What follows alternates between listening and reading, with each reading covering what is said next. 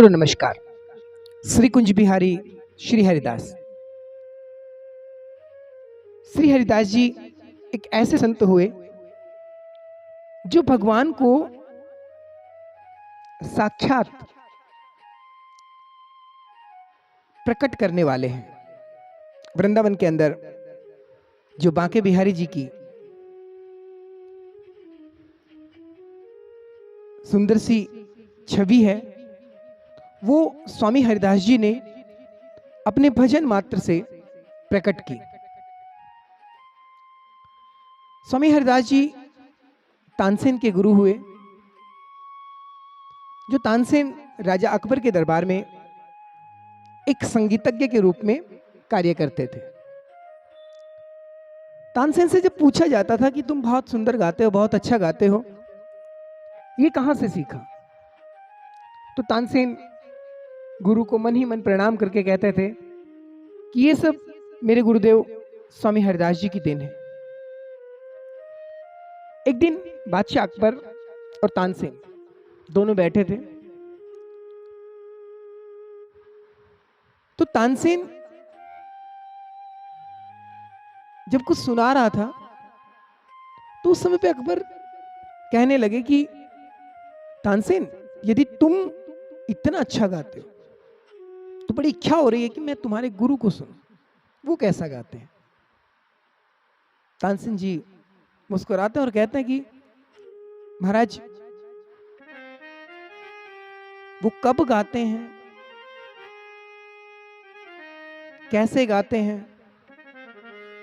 ये तो मुझे नहीं पता, लेकिन वो गाते सिर्फ अपने भगवान के लिए ही। जो कुछ भी गाते हैं वो सब प्रभु को समर्पित करते हैं। इस बात पर राजा अकबर बड़े प्रसन्न हुए और कहते कि चलो तुम्हारे गुरु को सुनेंगे। तानसेन कहने लगे, क्षमा करें, वो किसी को राजा नहीं मानते हैं। उनके राजा सब कुछ उनके, तो उनके बिहारी जी हैं। अकबर ने कहा कि तुम इस बात पर ज्यादा विचार मत करो, मैं रूप बदलकर उनको सुनने चलूंगा। दोनों स्वामी हरदास जी के पास पहुंचते हैं। तानसेन ने उनको प्रणाम किया। अब राजा अकबर सोचते हैं कि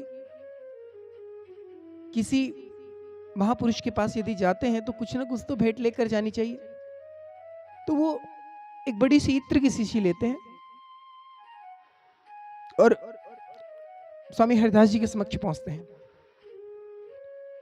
उस समय स्वामी हरिदास जी आंखें बंद करके होरी गा रहे थे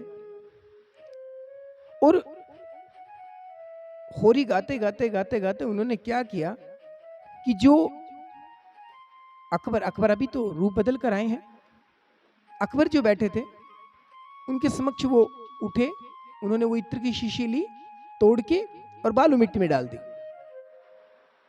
जहां पर बैठे थे मतलब वहीं डाल दी। इस बात पर अकबर को बड़ा बुरा लगा। मन में सोचता है कि मैं इतना चाव से, इतना प्रेम से इनके लिए ये लेकर आया था और इन्होंने इसको तोड़ के मिट्टी में ही डाल दिया। कुछ नहीं बोले, क्योंकि अगर वो बोलते तो प्रकट हो जाता कि वो कौन है। चुपचाप वो देखते रहे क्या हो रहा है। जब स्वामी हरदास जी ने आंखें खोली तो उस समय पे सभी ने प्रणाम किया। बादशाह अकबर ने भी उनको प्रणाम किया। उनके मन में था कि मैं पूछूं कि मैं एक इत्र की शीशी लेके आया था और आपने उसको तोड़ के बालू मिट्टी में डाल दिया। इस बात पर चुप हो गए, मुक हो गए, वो कुछ नहीं पूछा उन्होंने। अब स्वामी हरदास जी कहते हैं कि यमुना जी में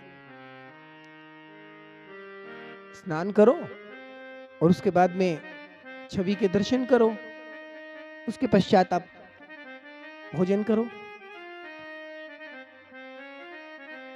अकबर बादशाह यमुना जी में स्नान करके जैसे ही युगल छवि के सम्मुख गए,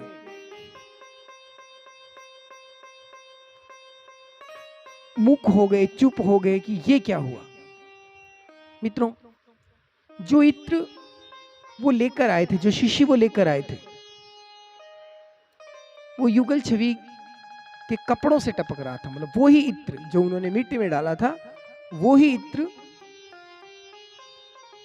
युगल छवि के कपड़ों से टपक रहा। अकबर मुख हो गए, वापस आते हैं स्वामी जी के पास में कि प्रभु ये क्या लीला है, मुझे बताओ।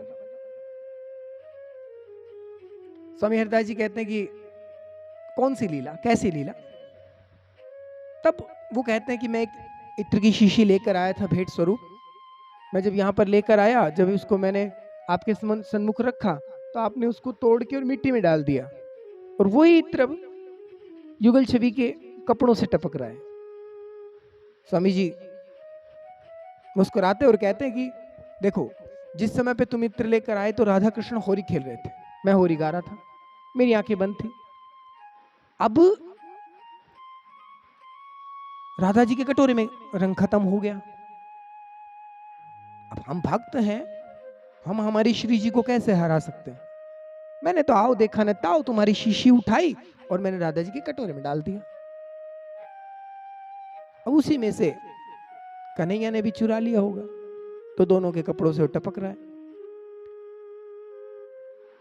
अकबर वहीं स्वामी जी के चरणों में गिर गया, प्रभु को प्रणाम करता है कि आप प्रभु को साक्षात इतना दर्शन करते हैं और वो इसका प्रमाण भी देते हैं। ऐसे थे हमारे स्वामी हरदास जी, सभी पर उनकी कृपा बनी रहे। और बांके बिहारी जी तो उनके ही हैं, बांके बिहारी जी की कृपा आप सभी पर बनी रहे। जय जय श्री राधे, कुंज बिहारी श्री हरदास।